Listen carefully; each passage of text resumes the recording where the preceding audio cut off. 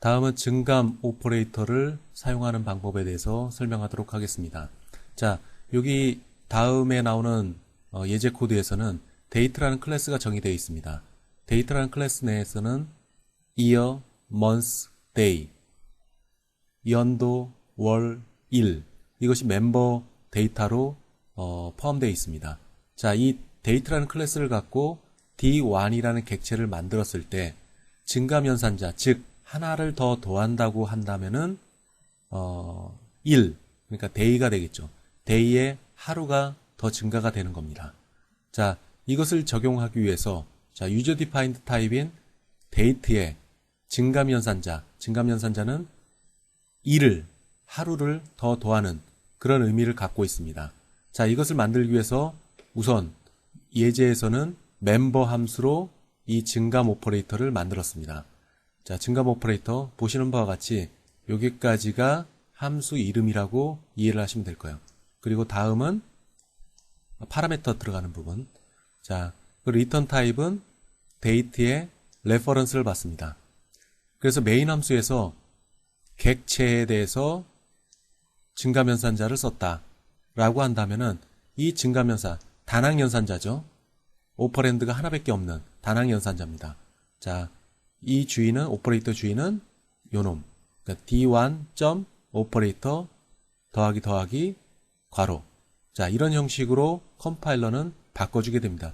물론 이것과 이것을 동일하게 써도 같은 결과가 나옵니다. 그러나 코드 내에서는 여러분들이 직관적으로 이렇게 쓸 것이고, 컴파일러는 얘를 요 형태로 바꿔서 해당되는 오퍼레이터 증감연산자를 호출하게 됩니다. 또 하나 전역 함수로 만들 수가 있습니다. 자, 전역 함수 다낭 연산자에 있을 경우에는 클래스의 멤버 함수로 구성했을 때 파라미터는 없다. 그러나 글로벌 펑션으로 증감 오퍼레이터를 만들었다. 다낭 연산자인 증감 오퍼레이터를 만들었다 라고 한다면은 파라미터는 한개가 있습니다. 한개. 자, 이럴 경우에 동일하게 멤버 함수로 증감 오퍼레이터를 만들었을 경우나 글로벌 펑션으로 증감 오퍼레이터를 만들었을 경우 코드 내에서는 여러분들이 동일하게 작성을 하게 되면은 컴파일러는 만약에 멤버 함수로 구성되어 있다라고 하면 이렇게 변환해서 해당되는 함수를 호출할 것이고, 만약에 전역 함수로 만들었다라고 하면은 다음과 같이 호출할 겁니다. 이 안에 들어가 있는 아규먼트는 객체가 되겠죠. 객체. 자, 이런 형식으로 오퍼레이터 오버리딩 함수, 즉 증감 오퍼레이터를 다음과 같이 만들게 됩니다. 자, 그런데 예전에 증감 연산자를 배우면서 이 더하기 또는 빼기가 앞쪽에 붙는 경우와 뒤쪽에 붙는 경우가 있다고 했어요. 앞쪽에 붙었을 경우에는 바로 하나를 증가를 시키는 거고, 이게 만약에 뒤쪽에 붙는다 라고 하면은 현재의 값이 우선 그 스테이트먼트, 해당되는 스테이트먼트에 적용이 되고, 세마이콜론이 찍히는, 즉 스테이트먼트가 끝나는 이 세마이콜론이 찍히는 다음 부분에 하나가 더 증가되는 것, 이것을 포스트픽스, 즉 뒤쪽에 붙는 증감 연산자에 해당됩니다. 자, 여러분들은 여기서 객체, 즉 데이터라는 클래스로부터 나온 객체에 대해서 하나를 더 올려야 됩니다. 자, 그럴 경우에는 더미 파라미터를 하나를 집어넣어야 됩니다. 더미 파라미터. 자, 우선 뒤쪽에 붙었을 경우를 설명하고 있습니다. 뒤쪽에 붙었을 경우에는 반드시 더미 파라미터를 집어넣어야 됩니다. 여러분들이 쓰는 게 아니에요. 이건 컴파일러가 쓰는 파라미터입니다. 다시 정리를 하면은 더하기 또는 빼기 이 증감 또는 감소 연산자를 사용했을 경우 뒤쪽에 붙었다 라고 하면은 더미 파라미터가 붙는다. 이 더미 파라미터는 컴파일러가 쓰는 놈이다 라고 여러분들이 기억을 하시면 됩니다. 자, 멤버 함수로 정의되어 있을 경우, 글로벌 함수로 정의되어 있을 경우, 자, 뒤쪽 글로벌 함수, 전역 함수로 정의되어 있을 경우에 뒤쪽에 더미 파라미터가 붙는다. 지금 이 예제는 더하기 또는 빼기 연산자가 뒤에 붙는 경우에 함수를 어떻게 만들 것이냐, 함수 형태, 오퍼레이터 함수를 어떻게 만들 것이냐를 얘기를 하고 있습니다. 자, 앞쪽에 붙었을 경우에는 리턴을 date라는 레퍼런스로 리턴을 한다. 자, 앞쪽에 붙었다. 뒤쪽에 붙었을 경우는 value로 리턴을 합니다. value. 즉 old 값, 즉 증가가 되기 전에 상태의 값을 리턴을 하게 됩니다. 증감이 되기 전에 값을 리턴을 한다. 자, 이렇게 우선 개념적으로 알고 다음 예제로 가봅시다. date라는 클래스가 있어요. 여기에는 day, month, year라는 프라이빗 멤버 데이터가 있습니다.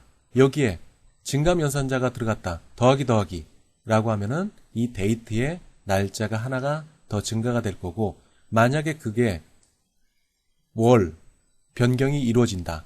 즉 5월달 같은 경우는 31일이 있는데 31일까지 있는데 하루가 더 증가됐다. 그러면 데이가 32가 될 수 없죠. 그러면 month를 하나 올리고 그럼 6월이 되겠죠. 그리고 day는 1이 됩니다. 자, 이런 식으로 바뀌어가는 과정들을 한번 보도록 해봅시다. 자, date라는 클래스가 있어요. date라는 클래스. 그리고 뭐 shift 오퍼레이터가 friend 함수로 만들어졌네요. 그리고 date라는 컨스트럭터가 있습니다. 디폴트 값을 갖고 있는 컨스트럭터예요. 자, 여기서는 copy 컨스트럭터와 뭐 컨버전 컨스트럭터는 여기서는 사용되지 않고 있네요. 자, 그 다음에 날짜를 설정하는 함수 set date라는 함수가 있네요. 여기에 조금 전에 설명드렸던 오퍼레이터 오퍼레이터 증감 연산자 더하기 연산자가 있네요. 두 개가 비슷한 함수 이름을 갖고 있지만 똑같은 함수 이름을 갖고 있지만 하나는 레퍼런스로 리턴이 되고 파라미터가 없습니다. 자, 이런 형태를 포스트픽스, 즉 객체 D1이라는 객체의 앞쪽에 증감이 붙었을 경우 프리픽스 오퍼레이터입니다. 다음은 16번째 줄. 자, 똑같은 이름이지만 함수 이름이지만 리턴 타입은 date라는 객체로 받습니다. 즉 value로 리턴을 받습니다. 그리고 이 안에 파라미터가 있는데 이놈은 더미 파라미터입니다. 컴파일러에 쓰는 놈. 자, 16번째는 어떤 경우에 발생되느냐? D1의 객체 그리고 더하기 뒤쪽에 증감이 붙었을 경우에 이 함수를 호출하게 됩니다. 자, 그 다음에 뭐 더하기는 오퍼레이터 그리고 연도를 띄우는 거 month 그리고 private member data month, day, year가 있습니다. 그리고 여기에 static constant days라는 배열이 있네요. 배열이 있습니다. 그리고 증감하는 뭐 utility 함수도 함께 있네요. 우선 여러분들 기억해야 될 것, 이 데이트 어디서 초기화를 할까요? 초기화하는 시점. 자, const입니다. const. 그리고 static입니다. 자, 컴파일러는 쭉 진행을 하다가 이런 내용이 있다. 객체가 만들어졌을 경우에 이런 유형으로 객체를 만들어야겠구나 하고 있습니다. 25번째 줄로 가면은 얘는 메모리에서 별도로 관리된다. 객체와 관계없이, 즉 객체에서 공통으로 쓰는 놈입니다. 예전에 스태틱 멤버 데이터를 배우면서 설명했었던 부분입니다. 스태틱이라고 되어 있는 놈은 클래스가 정의되는 이 과정에서 바로 메모리로 옮겨집니다. 스태틱 멤버 데이터와 스태틱 멤버 함수는 클래스가 정의되는 과정에서 바로 메모리를 빌려와서 이 안에 값을 집어넣게 됩니다. 똑같이 만듭니다. 데이스. 그럼 요거를 어디서 초기화를 해야 될까요? 자, 다음에 나오는 클래스 밖에서 해줘야 됩니다. 클래스 밖에. 자, 데이트라는 것은 어디에 소속되어 있냐? 데이스라는 배열은 어디에 소속되어 있느냐? 데이트라는 클래스의 멤버 데이터로 설정이 되어 있다. 그놈은 컨스탄트이기 때문에 클래스 밖에서 보시는 바와 같이 배열을 정의를 해줘야 된다. 초기화를 해줘야 된다 하는 부분 기억을 꼭 하고 계세요. 그리고 컨스트럭터가 있습니다. 그리고 set date. 자, month, day, year가 넘어오면은 그 month, day, year의 유효성 검사를 한다. 그래서 이게 제대로 된 넘어온 값이다. 그러면은 그 값을 month에 전달하고, 만약에 이게 잘못된 값이다. months가 13월이 없겠죠. 그러면 디폴트 값인 false가 돼서 이 months에 전달이 됩니다. 이와 같은 유효성 검사를 하는 게 set date예요. set date. 자, 그리고 만약에 months가 이와 같다. 2월 달은 29일까지밖에 없다. 자, 이런 부분들까지 꼼꼼하게 유효성 검사를 해줘야 됩니다. 자, 앞쪽에 붙는 오퍼레이터입니다. 자, 우선 증감을 한다. 날짜를 하나를 증가를 시킨다. help increment utility 함수입니다. 자, utility 함수에서 뭐 하나 볼까요? 날짜가 넘어오면은 그 날짜가 그 달의 끝에 해당되는지 아닌지 확인합니다. 만약에 5월달은 31일까지 있는데 31일까지 있는 데이에 하나가 더 오면 32일, 32일은 없죠. 그러면은 월을 하나를 더 올리고 데이를 1로 한다. 자, 6월 1일이 되는 거겠죠. 5월 기준으로 하면은. 그렇지 않을 경우에는 데이를 하루를 올린다. 만약에 5월 24일이다. 그러면 25일이 되는 거죠. 하나가 더 증가가 돼서. 그 밖에는 여기는 months가 올라가는 거고, 여기는 year가 올라가는 겁니다. 자, 이 경우는 뭐냐? 12월 31일이 됐을 경우에 하루가 더 올라가면 어떻게 될까요? 12월 32일? 아니죠. 그 다음 해에 1월 1일이 됩니다. 그 다음 연도를 올리고 증가를 시키고 months를 1월, day를 1월로 한다. 자, 이런 부분까지 help increment라는 utility 함수에서 지원이 되고 있습니다. 자, 이렇게 날짜를 하나 올리게 됩니다. 자, 앞쪽에 붙는 거예요. 객체 D1이 있을 경우 앞쪽에 붙는 경우에 해당됩니다. 그러면은 날짜를 하나 32번째 줄에서 올리고 전달받은 this 포인터에 대해서 this 포인터는 뭔가요? D1이 되겠죠. D1이라는 객체 이 안에 있는 날짜를 올리고 그 다음에 this 즉 D1이라는 주소의 디레퍼런스. 자, 이것을 레퍼런스로 리턴을 하게 됩니다. 만약에 뒤쪽에 붙었을 때 D1이라는 객체의 뒤쪽에 붙었을 때 자, 여기서는 뭘 하느냐? 우선 this 현재 시점에서 현재 this 포인터 뭔가요? D1입니다. D1을 템프라는 곳에 잠시 카피를 해놓습니다. 카피 컨스트럭터예요. 물론 이 데이트라는 클래스 내에 카피 컨스트럭터가 없지만 컴파일러가 카피 컨스트럭터를 만들어서 옮겨주게 됩니다. 그 다음에 증가가 돼요. 그럼 뭐가 증가가 됐나요? this가 증가가 됐습니다.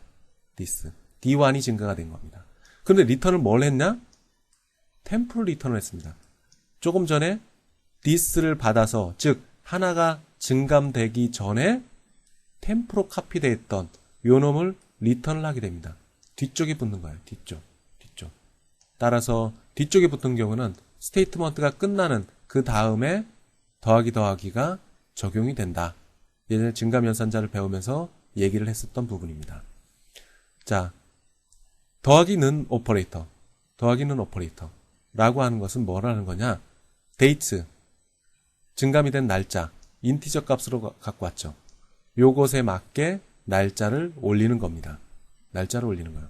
모든 날짜를 올리게 되는 겁니다. 그리고 그 결과를 this 포인터의 레퍼런스로 전달을 하게 되는 거죠. 자, 이렇게 만들어지고 나서 나머지는 연도를 뛰어넘기는 것. 자, 400으로 나눈 날짜에 적용이 된다. 자, 400으로 나눴을 경우 이것이 해당되는 값이냐, 연도를 띄워야 되냐. 자, 지구의 공전주기가 다르기 때문에 공전주기가 매년 조금씩 변하기 때문에 그것을 고려하기 위해서 만든 겁니다. 자, 그렇다면은 true를 해라. 지금 날짜가 일반적으로 365일이 아닌 경우를 확인하는 겁니다. 365일이 아닌 경우. 어떤 애는 윤달이 있고 그런 날들이 있죠. 366일이 있는 날짜가 있습니다. 그런 날짜를 고려를 하기 위해서 만들어 놓은 거고, end of month. 자, 끝 날짜. 2월 달은 29일. 그리고 연도를 띄워야 된다. 윤달이 있다. 라고 하면은 28일이 아니라 29일까지 적용을 시킨다. 라고 하는 겁니다. 자, 인크리먼트 아까 했고, 시프트 오퍼레이터는 이전에 설명했었던 부분들입니다. 자, 여기서부터 다시 출발을 해볼까요? 자, 데이트라는 객체가 있어요. 데이트라는 객체. 자, 데이트 객체에 컨스트럭터가 수행이 됩니다. 디폴트 값을 갖고 전달이 되겠죠. 1단계 메모리를 만들어 놓는다. 메모리를 만들어 놓는다. 그리고 클래스, 데이트라는 클래스를 똑같이 카피해서 이 데이터 영역에 집어넣는다. 멤버 데이터와 멤버 함수. 멤버 함수는 정의까지, 이거 매우 중요합니다. 정의까지 다 들어갑니다. 자, 그러면 데이트라는 쪽으로 가볼까요? 뭐가 있나요? 자, 여기 있는 것들은 좀 지우고, 자, 프렌드 함수 선언입니다. 이거는 객체에 들어가는 부분이 아니겠죠? 빠지고, 퍼블릭부터 들어갑니다. 자, 이 부분부터, 메모리 공간에 쭉 들어갈 거야. 쭉 들어가서, 쭉 들어갑니다. 이만큼이 들어갈 거야. 이 중에 안 들어가는 부분이 있죠? 뭔가요? 스태틱 멤버 데이터 또는 스태틱 멤버 함수들은 별도로 아까 얘기했다시피 클래스 정의되면서 메모리에 넘겨지기 때문에 객체 만들 때는 적용이 되지 않습니다. 자, 이것을 지운 상태. 요만큼, 자, 네모칸에 있는 이만큼이 객체 속으로 들어가게 됩니다. 자, 1단계 끝났어요. 그 다음에 컨스트럭터가 수행이 됩니다. 자, month, day, year 값을 갖고 와야 되는데 안 갖고 왔죠. 그럼 디폴트 값 1, 1, 1900이 이 컨스트럭터에 들어갑니다. 그리고 데이트 set date라는 함수로 출해서 해당되는 month, day, year 이게 값이 설정이 됩니다. 그럼 여기 month는 1이고 date도 1, year는 1900이라는 값이 들어가게 될 겁니다. 데이트 D2 객체입니다. 이것도 또 똑같이 만들어요. 앞에서 했던 1단계, 2단계. 1단계는 클래스 구조를 살펴보고 그거와 똑같은 놈을 만들어 놓고 2단계 컨스트럭터가 수행되면서 멤버 데이터 값을 초기화한다. 12, 27, 1992 값이 들어가겠죠. 자, 이런 수로 쭉 들어갑니다. 자, 출력을 해보고 자, 그 다음에 뭐가 출력이 됐나요? 자, 요게 나왔네요. 자, 요 오퍼레이터의 주인은 누구? D2입니다. 그리고 이 오퍼레이터 안에서 쓰는 this는 누구냐? D2가 됩니다. 자, 그러면 컴파일러는 어떻게 바뀌느냐? D2.operator 더하기는 그리고 값 7. 이 값이 들어갑니다. 자, 해당되는 함수로 가볼까요? 어디 있나요? 여기 있네요. 자, 여기 있습니다. 이 함수를 호출해요. 자, 들어가서 뭘 했냐? 7이라는 값을 갖고 7을 더하는 겁니다. 0, 1, 2, 3, 4, 5 하면서 help increment라는 유틸리티 함수를 호출해서 해당되는 day를 하나씩 증가를 시킬 겁니다. 그리고 리턴은 뭐가 됐나요? this pointer. this pointer는 누구? D1의 메모리 영역에 대한 주소. 거기에 dereference. 결국엔 뭘까요? D1이 리턴이 됩니다. D1이 리턴이 돼요. 자, 이런 값이 된다. 그 다음에 여기서 나오네요. 앞쪽에 붙었어요. 자, 컴파일러는 어떻게 얘를 만드느냐? 더하기 오퍼레이터는 누구? 주인은 누구? D3입니다. 오퍼레이터 더하기 그리고 값은 아규먼트는 없습니다. 자, 이 연산자를 찾으러 가요. 어디 있나요? 자, 여기 있습니다. 여기 있어요. 앞쪽에 붙은. 그러면은 help increment에 가갖고 date3라는 D3라는 객체 내에 있는 day를 하루 더 올립니다. 그리고 올린 결과에 대해서 this pointer의 dereference, 즉 D3라는 객체가 레퍼런스로 리턴이 됩니다. 레퍼런스로 리턴이 돼요.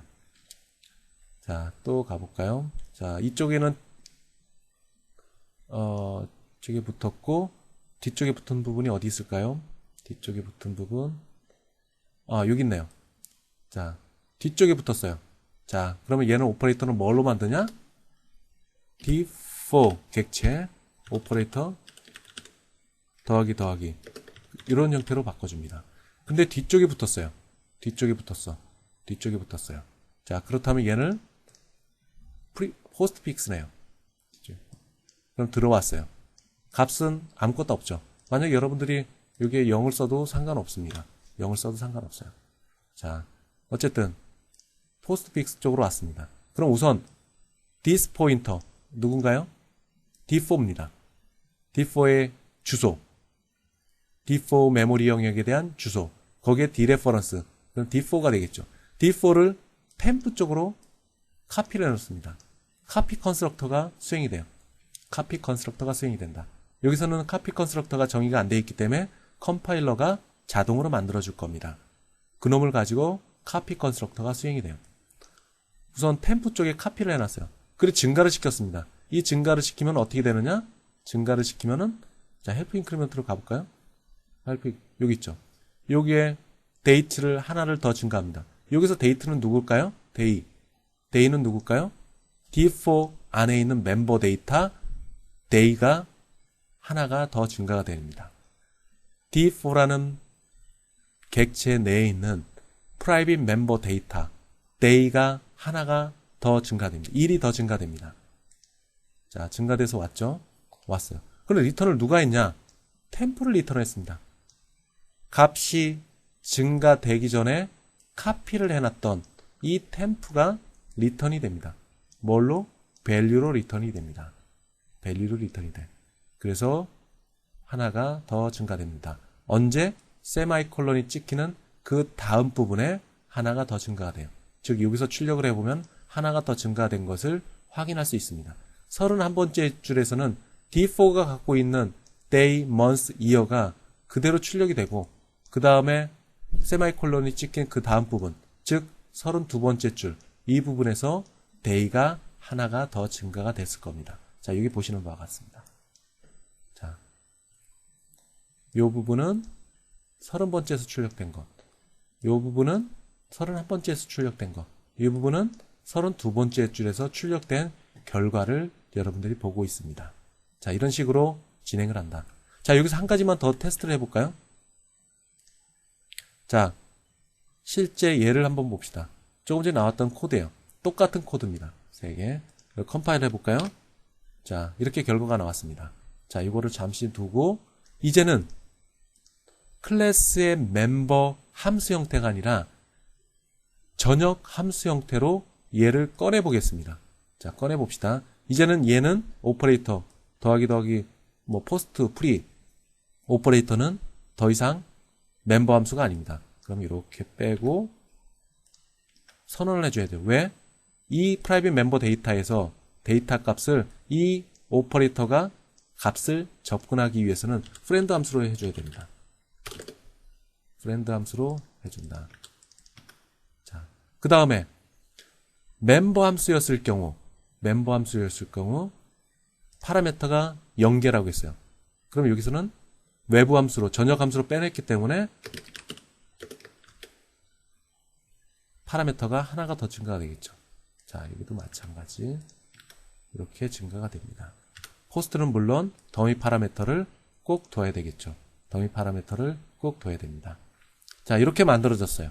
자, 선언을 해줬습니다. 그 다음에 코드로 가서 아까 멤버 함수 형태로 된 놈을 바깥으로 빼봅시다. 어디 있나요? 여기 있네요. 요 두 줄에 있네요.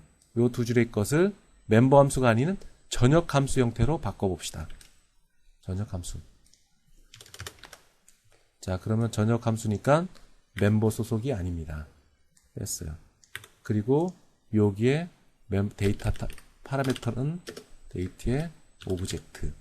그리고 여기도 마찬가지로 데이트의 오브젝트. 자, 이렇게 만들었습니다. 자, 인크리먼트 해줘야 되는데 이것은 멤버 함수예요. 멤버 함수를 전역 함수에서 접근할 수 없죠. 외부에서 접근할 수 없습니다. 특히 얘는 유틸리티 함수예요. 따라서 이걸 지우고 그 다음에 오브제이의 멤버 데이터 데이를 하나를 더 올린다. 하나를 더 올린다. 그 다음에 리턴을 뭘 하느냐? 객체를 조금 전에 하나를 증감했던 요 객체, 즉 전달받은 객체를 리턴을 합니다. 리턴 타입은 그대로 가고. 자, 이렇게 된다. 다음 포스트픽스 이쪽도 바꿔야겠죠. 포스트픽스는 어떻게 했냐? 아까와 동일합니다. 자, 우선 하나를 증가하기 전에 전달받은 객체를 카피 컨스트럭터를 수행한다. 카피를 해놓는다. 그 다음에 아까와 마냥 똑같이 증가를 시킨다. 증가를 시킨다. 그럼 리턴을 누구를 하냐? 조금 전에 증가하기 전에 템포로 리턴을 합니다. 템포로 리턴을. 자, 저장을 했습니다. 자, 메인 함수 수정을 안 했어요. 수정을 안 했습니다. 자, 컴파일 해볼까요? 야, 뭔가 오류가 됐네요. 뭐가 오류 났는지 한번 확인해 봅시다. 자, 확인을 해보니까 아까 지우면서 하나가 더 지워지네. 리턴 타입을 지워버렸네요. 자, 리턴 타입은 포스트잇의 경우는 밸류로 리턴을 받는다. 자, 데이트. 자, 선언되어 있는 부분도 데이트. 리턴 타입이 밸류로 리턴을 받았습니다. 자, 돌려볼까요? 자, 나왔습니다. 요 놈은 전역 함수 형태로 꾸민 거고, 이거는 멤버 함수로 꾸민 겁니다. 멤버 함수로 꾸민 거예요. 둘 다 동일한 결과가 나왔어요. 동일한 결과가 나왔다. 자, 여러분들 이 부분을 보고 조금 생각을 좀 해보셔야 됩니다. 실제 연습을 해봐야 돼요. 코드는 변함이 없습니다. 코드는 변함이 없어요. 그러나 이 교재에서 나온 것은 얘를 멤버 함수로 만든 거고, 멤버 함수로 만든 거고, 그리고 조금 전에 제가 실습을 해서 보여준 부분들은 얘를 전역 함수로 끌어내온 겁니다. 바깥으로 끌어내왔습니다. 바깥으로. 그래서 요 부분을 바깥으로 꺼내왔다. 멤버 함수 소속이 아닌 그냥 전역 함수 형태로 만드는 두 가지 실험을 해봤습니다. 자, 여러분들도 자, 시험에 나올 겁니다. 앞에 나왔던 여러 가지 다양한 오퍼레이터들이 있어요. 그 오퍼레이터들을 한 번은 멤버 함수로도 만들어보고 또 한 번은 전역 함수로도 만들어보고 이런 연습을 꼭 해보시기 바랍니다. 자, 그런 연습. 자, 멤버 함수로도 만들어보고 전역 함수로도 만들어보고. 자, 그런데 전역 함수로는 만들 수 없는 오퍼레이터가 있다고 했어요. 자, 뭐가 있나요? 자, 어디 있나? 볼까요? 전역 함수로도 만들 수 없는 것. 자, 여기 있습니다. 둥그런 괄호 오퍼레이터, 꺽쇠 오퍼레이터, 즉 배열을 의미하는 꺽쇠 오퍼레이터, 그리고 포인터 오퍼레이터, 그리고 어사인먼트 오퍼레이터는 전역 함수로 오퍼레이터를 만들 수가 없습니다. 따라서 이것들은 반드시 클래스 멤버 함수로 오퍼레이터를 만들어야 돼요. 자, 이 부분만 기억을 하고 여러분들 직접 한번 테스트를 해보도록 하세요. 자, 스탠다드 C++, 지금까지 앞의 예제에서 첫 글자가 대문자인 스트링 클래스를 여러분들이 직접 만들었습니다. 근데 이와 유사한 스몰로 시작되는 스트링 클래스가 스탠다드 C++ 라이브러리에 있습니다. 그동안에 여러분들이 잠깐 배워왔어요. 요 클래스 타입이 있어요. 스탠다드 C++에 있는 겁니다. 자, 그래서 어떻게 했냐? 이렇게 했을 경우는 컨버전 컨스트럭터가 되죠. 자, 문자열을 가지고 와서 객체에 형성시켜준다. 객체를 만든다. 카피 컨스트럭터요. 출력에 관계되는 거 있습니다. 어디에? 스탠다드 C++ 라이브러리에 있는 스몰 스트링 클래스에 있습니다. 로지컬 오퍼레이터, 관계형 오퍼레이터도 있습니다. 할당 오퍼레이터도 있어요. 컨캐트네이션 오퍼레이터도 있어요. 자, 첨자 오퍼레이터도 있습니다. 여기 있는 거 마냥 앞에서 잠깐 설명했었던 거 마냥 0번째 첨자를 기준으로 14글자를 가져와서 리턴을 해라. 또는 15라고 있어요. 15라는 의미는 뭐냐? 15번째 첨자에 해당되는 문자열부터 시작돼서 끝까지 그 문자열의 끝, 널 스트링 있는 부분까지 읽어와라. 읽어와서 리턴이 될 겁니다. 또 하나 배열 형태로 하나의 계획 문자를 가져올 수 있습니다. 또 하나 at이라는 게 있어요. 자, S1이라는 객체, 즉 문자열 클래스, 스트링 클래스로부터 만들어진 객체 S1이 있어요. 이 안에 있는 문자열의 10번째 위치에 있는 값을 출력해라. 10번째 있는 값을 출력을 하라는 겁니다. 10번째 있는 값이 무엇이냐? H냐, C냐, B냐 하는 것을 리턴을 해주게 됩니다. 10번째 해당되는 캐릭터를 리턴을 하게 됩니다. 자, 이런 유틸리티 함수들이 있어요. 물론 이것보다 더 많은 유틸리티 함수들이 있습니다. 직접 온라인 매뉴얼을 보고 어떤 종류들이 있는지 한번 살펴보도록 하세요. 자, 지금은 뭘 했냐? 앞에서는 대문자 스트링 클래스를 여러분들이 직접 만들었습니다. 자, 만약에 여러분들이 소문자 스트링, 스탠더드 C++ 라이브러리에 있는 이 클래스를 사용한다. 그럼 바로 메인 함수를 쓸 수가 있습니다. 메인 함수를 쓸 수가 있어요. 자, 컨버전 컨스트럭터. 컨버전 컨스트럭터가 작동하고 얘는 디폴트 컨스트럭터가 작동이 될 겁니다. 여러분들이 만들었던 대문자 스트링 클래스와 동일한 역할을 해요. 출력, 여러분들이 힘들게 대문자 스트링 클래스를 만들었습니다. 거기서 shift, 출력에 관계되는 오퍼레이터를 만들었는데 여기서는 그냥 쓸 수 있습니다. 무슨 타입이기 때문에? 스탠다드 C++ 타입인 플러스에 있는 소문자 스트링으로부터 만들어진 객체이기 때문에 그렇습니다. equality, not equality, 등호, 다 이런 것들 다 이미 소문자 스트링 클래스에 정의되어 있습니다. 그걸 가져다 쓰는 거죠. empty. 자, 아까도 대문자 스트링 클래스를 여러분들이 만들면서 그 안에 아무것도 글자가 없냐 하는 멤버 함수를 만들었습니다. 동일해요. 할당 오퍼레이터, 컨캐트네이션 오퍼레이터. 자, 컨캐트네이션 오퍼레이터인데 얘는 컨버전 컨스트럭터를 한번 수행하고 그 결과를 컨캐트네이션 오퍼레이터를 수행을 합니다. 컨버전 컨스트럭터 수행한 다음 컨캐트네이션 오퍼레이터를 수행한다. 동일합니다. 0번째 첨자의 기준으로 14글자를 가져와서 출력을 해라. 15번째 글자를 기준으로 그 나머지 널 캐릭터까지 다 출력을 해라. 자, 동적 메모리 할당입니다. 카피 컨스트럭터가 수행이 돼요. 카피 컨스트럭터. 어사인먼트 오퍼레이터 수행합니다. 그리고 첨자 오퍼레이터 가능. 그리고 30번째 줄에 add, 30번째 줄에 d라는 게 있냐 확인하기 위한 add 함수가 또 함께 있습니다. 자, 여기서 보는 것 마냥 여러분들이 클래스를 정의를 할 수가 있어요. 대문자 스트링 클래스 마냥 또는 스탠다드 C++ 라이브러리에 있는 클래스를 가져다 쓰면 이와 같은 형태를 자연스럽게 쓸 수가 있습니다. 직관적으로 마치 빌트인된 타입들을 사용했는 형식만큼 빌트인된 타입 1 더하기 3 이런 형식으로 객체들 사이에 오퍼레이터를 적용해서 쓸 수가 있다. 아마도 여러분들은 클래스를 대문자 스트링 클래스 마냥 클래스를 새롭게 만드는 일은 그렇게 많이 하지 않을 겁니다. 여러분들이 전문 개발자가 아니라면 주로 스탠다드 C++ 라이브러리에 있는 잘 만들어진 소문자 스트링 클래스와 마냥 잘 만들어진 클래스를 사용하는 일을 더 많이 할 겁니다. 그러나 스탠다드 C++ 라이브러리에 있는 클래스를 사용하기 위해서는 이것이 어떤 구조로 만들어지고 어떻게 동작이 되는지 그것을 이해하는 것부터 출발을 해야 됩니다. 잘 이해를 해야 여러분들이 잘 쓸 수가 있습니다. 자동차의 구조를 잘 안다면은 아마도 여러분들은 자동차를 잘 운전할 수 있을 거예요. 몰라도 자동차 운전은 잘 할 수 있겠죠.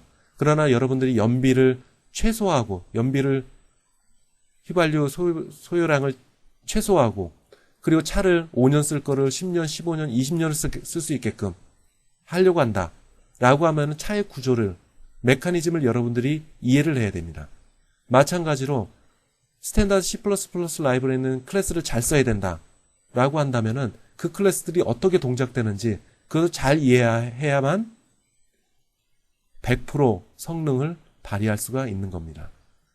그래서 여러분들이 대문자 스트링 클래스와 앞에서 설명드렸던 데이트 클래스 이것들을 잘 이해를 하고 넘어가셔야 합니다. 자, 다음은 explicit라는 키워드를 한번 살펴보도록 합시다. 자, 컨버전 할 때 컨버전 컨스트럭터 앞부분에서 배웠죠. 컨버전 컨스트럭터를 사용했을 경우에 컴파일러가 묵시적으로 컨버전이 이루어진다.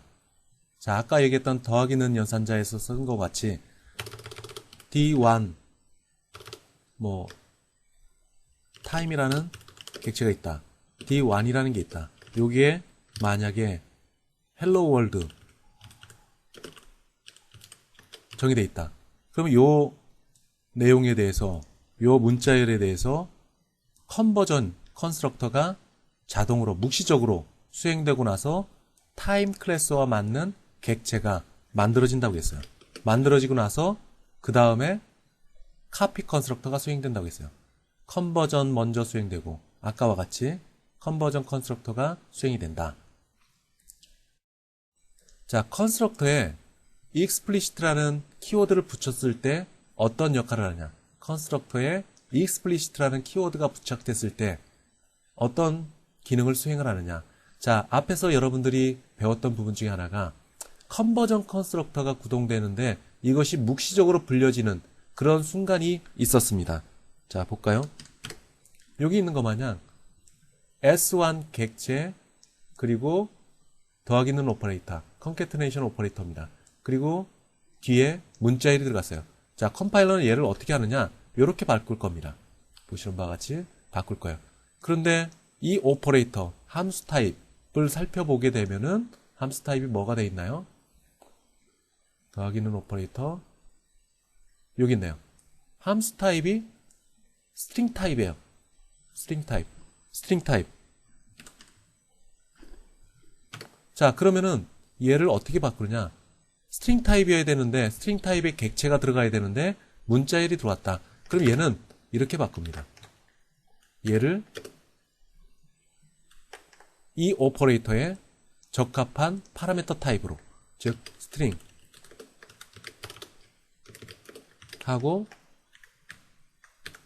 이렇게 바꿔줍니다. 자, 묵시적으로 컨버전 컨스트럭터를 호출해요.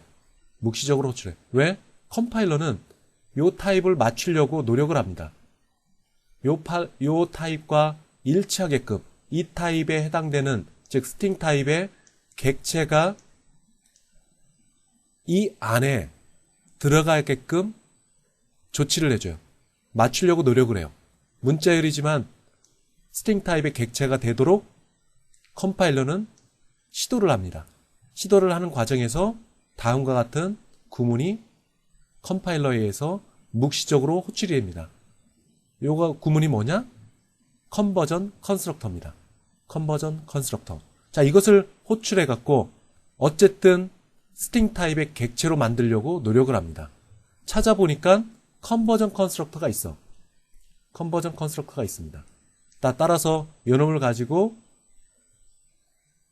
컨버전이 이루어집니다. 그럼 이 수행 과정 결과는 뭐가 될까요? 물음표라는 객체가 만들어질 겁니다. 컨버전 컨스트럭터가 수행되고 나서 물음표라는 이름의 객체를 만들어냅니다. 이 타입은 뭘까요? 스트링 타입입니다. 자, 그렇게 묵시적으로 부르고 난 뒤에 보니까 스트링 타입 딱 맞습니다. 오퍼레이터 더하기는 연산자, 즉 컨캐트네이션 연산자의 파라미터 타입과 동일한 형태로 만들어집니다. 그 다음에 요 오퍼레이터를 정상적으로 수행을 합니다. 자, 다시 정리해보면은 요 안에 있는 아규먼트 타입을 보니까 문자열이다. 그런데 이쪽 파라미터 쪽을 보게 되면은 스트링 타입이다. 그러면 컴파일러는 얘를 컨버전 하려고 시도를 합니다. 시도를 해요. 시도를 해서 구문을 만든다. 구문을 만들어 보니까 컨버전 컨스트럭터 있습니다. 있어요. 있으면은 문자열을 가지고 객체를 만들어낸다. 객체를 만들어내고 난 뒤에 보니까 오퍼레이터 더하기 있는 연산자 요것과 일치가 된다. 그 다음에 요 연산에 있는 내용들을 정상적으로 수행합니다. 이와 같이 묵시적으로 진행을 해줘요. 묵시적으로 진행을 해줘.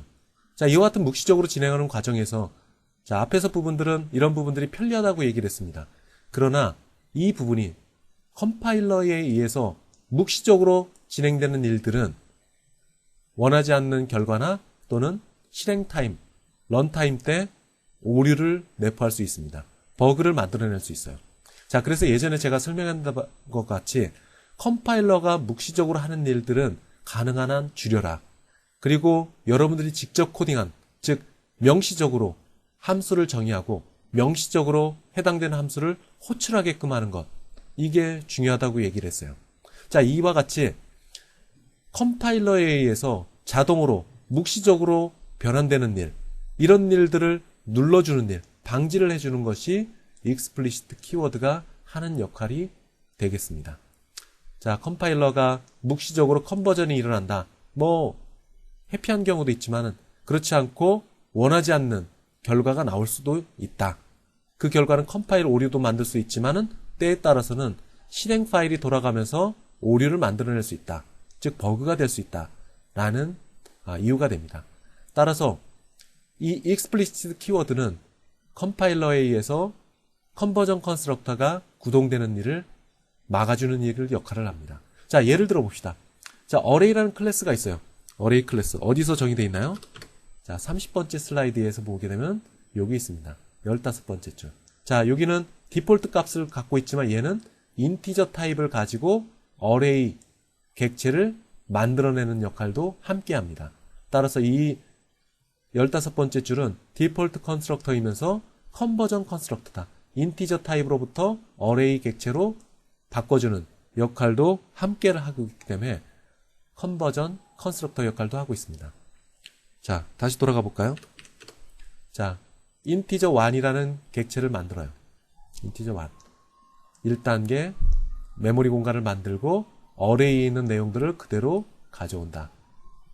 그리고 7이라는 값을 통해서 2단계에서는 copy 컨스트럭터가 수행된다. 32번째 슬라이드네요.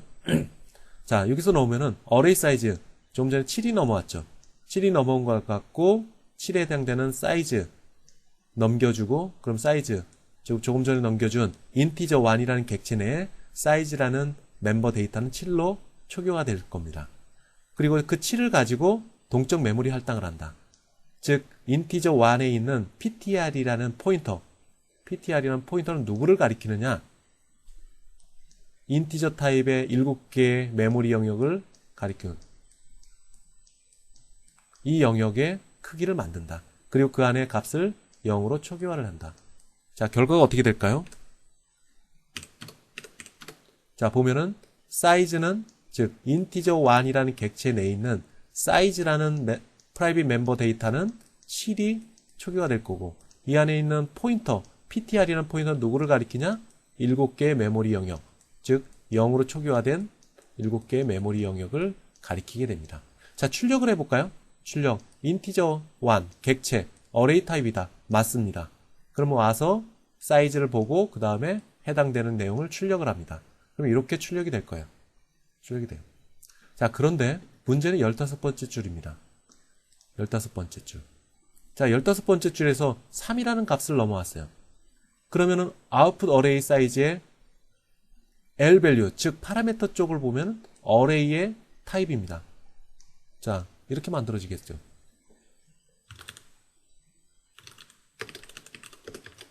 const array 사이즈인데 이름은 뭐 임의로 지정될 수 있고 그 다음에 3이 넘어왔어요. 이런 구문이 만들어요. R 밸류 아규먼트입니다. 3 숫자예요. 인티저 값. L 밸류 파라미터 얘는 array 타입 맞지가 않습니다. 그럼 컴파일 오류가 될까요? 자, 만약에 컨버전 컨스트럭터가 만들어져 있으면은 얘는 이렇게 바꿀 겁니다. 묵시적으로 컨버전 컨스트럭터를 호출한다. 왜? 이 L 밸류 쪽에 해당되는 타입과 얘를 맞추기 위해서 일치하게끔 하기 위해서 컨버전 컨스트럭터가 수행이 됩니다. 그럼 어떻게 되느냐? 이렇게 수행이 될 거예요. 3이 수행될 겁니다. 이름은 알 수 없고 컴파일러에서 만들어진 이 객체를 만들 겁니다. 그리고 이 아규먼트를 가지고 그럼 이 구문이 뭐가 될까요? 컨버전 컨스트럭터입니다. 컨버전 컨스트럭터. 앞에서도 얘기했다시피 물음표에 해당되는 메모리 공간을 만들고 그대로 카피를 해오고 2단계에서는 요 3이라는 값으로 사이즈를 만든다. 사이즈는 3. 그리고 이 포인터는 인티저 타입의 3개의 메모리 영역을 가리키는 곳에 주소를 만들어 놓고 000으로 해줍니다. 그렇게 만들어져요. 자, 아웃풋 어레이 컨버전 컨스트럭터가 수행된 결과는 뭐가 될까요? 아까도 설명했다시피 객체가 만들어집니다. 컨버전 컨스트럭터가 수행된 이후에 객체. 그것을 가지고 얘는 아웃풋 어레이를 호출할 겁니다. 아웃풋 어레이. 그러면 출력이 뭐가 될까요? 메모리 공간 3개에 있는 각각의 엘리먼트 값, 3개에 있는 엘리먼트 값 0, 0, 0이 출력이 될 겁니다. 물론 프로그래머는 3이 들어가서 메모리 공간을 만들려고도 시도를 할 수도 있겠죠. 그렇지만 프로그래머는 이 3이 아웃풋 어레이에 들어가서 3이라는 값으로 출력되기를 원하고 그리고 그 의도대로 15번째 줄을 넣을 수도 있다고 생각이 됩니다. 따라서 이 경우에는 원하지 않는 결과가 나서 프로그래머는 3이라는 값이 아웃풋 어레이에 들어가서 숫자 3으로 출력되기를 원했는데 그 결과는 다른 결과가 나왔습니다. 메모리 공간이 만들어지고 그 안에 있는 엘리먼트가 출력이 됐어요. 자, 지금과 같이 원하지 않는, 사용자가 원하는 것은 3이라는 값이 출력되기를 원했는데 결과는 전혀 다른 컨버전 컨스트럭터가 수행돼서 메모리 공간에 있는 내용들이 출력이 됐습니다. 물론 이 코드는 버그나 그리고 컴파일 오류는 없습니다. 정상적으로 돌아가요. 그렇지만 프로그래머가 원했던 결과와 다른 결과가 나왔어요. 자, 이와 같이 묵시적으로 변환되는 과정에서 사용자가 원치 않는 결과가 발생이 될 수 있다. 자, 이것을 방지하기 위해서 다음과 같이 컨버전 컨스트럭터에 explicit라는 키워드를 집어넣습니다. 그러면 얘가 묵시적으로 컴파일러가 얘를 가져다가 사용할 수가 없어요. 자, 예를 들어 봅시다. 여기 있네요. 아까와 똑같은 코드입니다.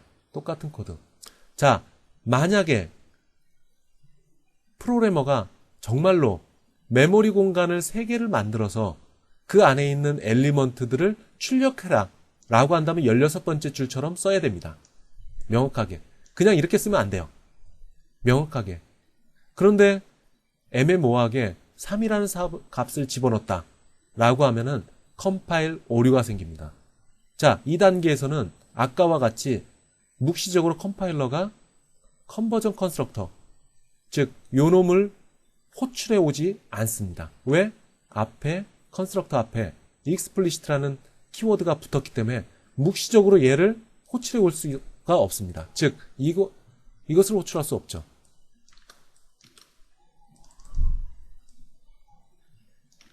자, 이렇게 호출할 수가 없습니다.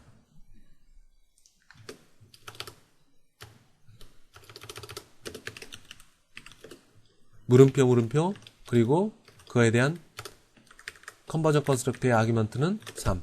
이렇게 컴파일러가 자동으로 연결을 시켜주지 않는다. 자동으로 컨버전 컨스트럭터를 호출하지 않도록 해줍니다.